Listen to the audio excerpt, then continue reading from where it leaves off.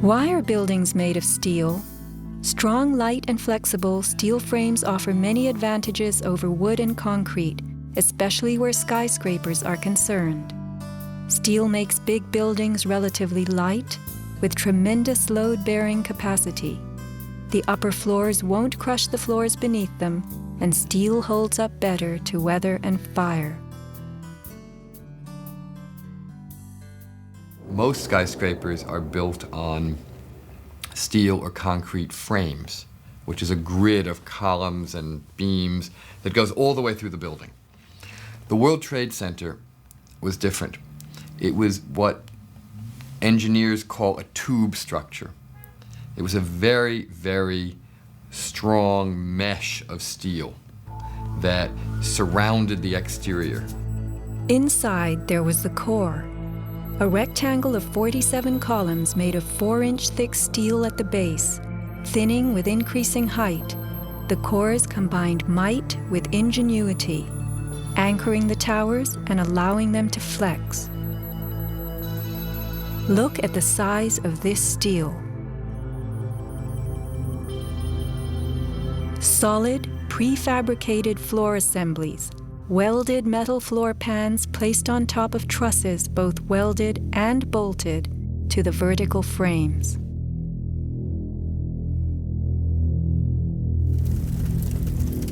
The story we were told. This rock-like steel grid gave way because fire warped the trusses, causing the bolts to fail. As the trusses sagged and fell, the floors dropped with them. In its 2002 documentary, Why the Towers Fell, PBS creates a video model. Once the trusses fail, the floors they were holding cascade down with a force too great to be withstood. The result is what's called a progressive collapse, as each floor pancakes down onto the one below. What remains standing? The tall, indestructible core. Why does PBS fail to explain the complete disappearance of the Twin Towers' cores?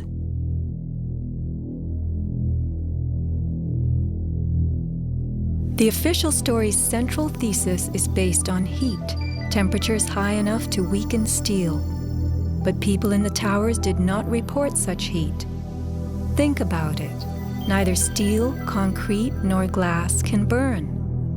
So what in those buildings could have burned to make such heat?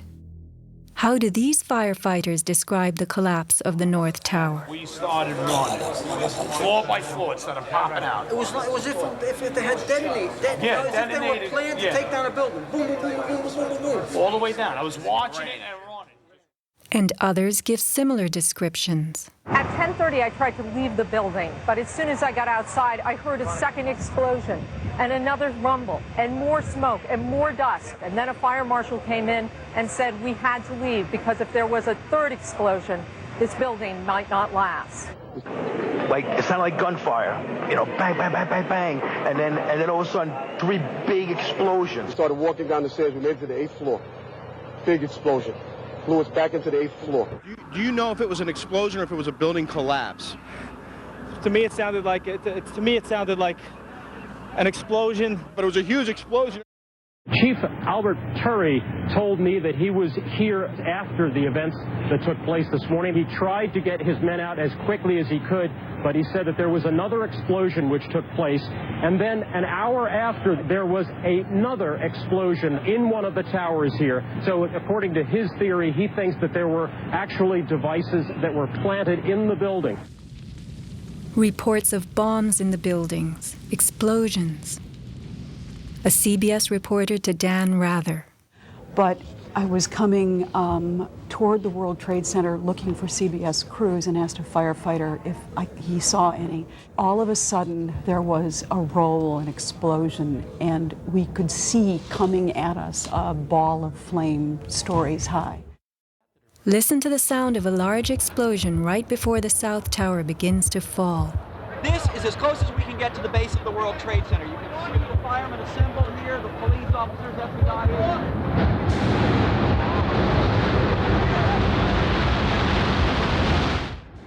Sound reaches us after what we see. If the boom we just heard was the sound of the building collapsing, it would follow the collapse. Instead, the boom is heard before. Whoa, whoa, whoa. Bring it back.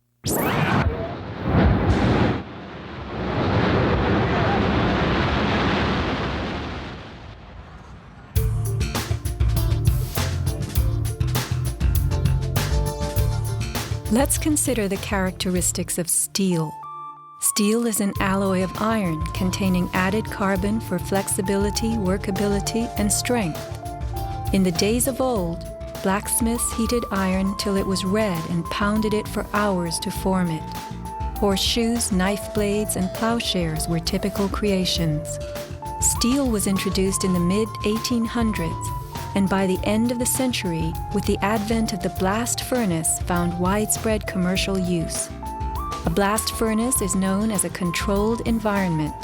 High temperatures are reached as oxygen is pumped into a closed space. How and when does steel melt?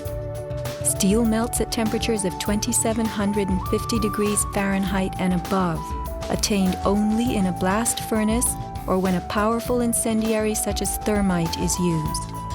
Steel or any substance that is burned will never become hotter than the temperature of the fire or heat applied to it. An open-air hydrocarbon fire reaches a maximal temperature of some 1200 degrees Fahrenheit in a dirty or uncontrolled burn, characterized by red-orange flames. Red-orange flames are what we saw on September 11th. Even the fireball caused by the plane strike was red-orange.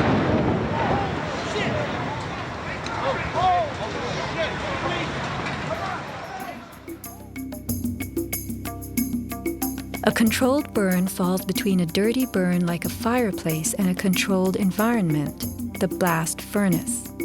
A controlled burn employs a regulated mix of air and fuel, an example being your gas stove or the engine in your car. You can fire up your gas stove all day long, making soup, roasting a duck, or simmering a stew. Made of steel, your stove will not melt, and nor will your pots and pans.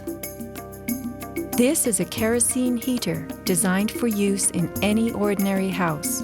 The heater runs on jet-grade kerosene contained in this tank. Made of steel, the heater can operate all night and all day. The kerosene fumes ignite and burn inside it, never causing even the smallest part of this heater to weaken or melt. Yet we were led to believe that these tremendous buildings, framed in steel and surfaced in aluminum, totally collapsed from small scattered fires and 90 minutes of smoke.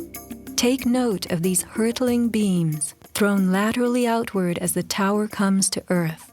Would fire have the strength to eject such huge hunks of metal?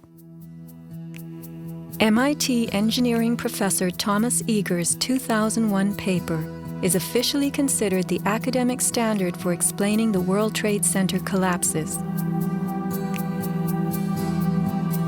In it, he tells us that steel loses half its strength at 650 degrees Celsius, and that the fires that day did not get much hotter than this. He stresses, however, that the fires did not burn evenly. It was the uneven temperatures that caused the steel to deform and some of the floors to fail. These falling floors brought down the whole building.